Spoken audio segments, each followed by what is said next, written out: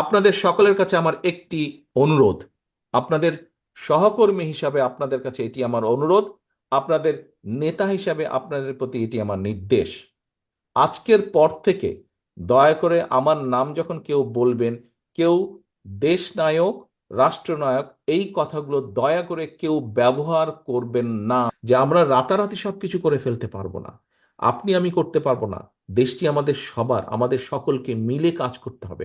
আমরা যদি প্রত্যেকের অবস্থান থেকে একটু একটু করে এগিয়ে আসি, আমরা যদি প্রত্যেকের অবস্থান থেকে একটু সহনশীল হই, আমরা যদি প্রত্যেকের অবস্থান থেকে একটু করে চেষ্টা করি, ইনশাল্লাহ আমরা ভালো কিছু করতে সক্ষম হব। প্রিয় সহকর্মীবৃন্দ, আজকে আমাদের একদম শুরুতে বলেছি, একটি আমাদের গুরুত্বপূর্ণ দিন, বিএনপির ইতিহাসে উল্লেখযোগ্য দিন।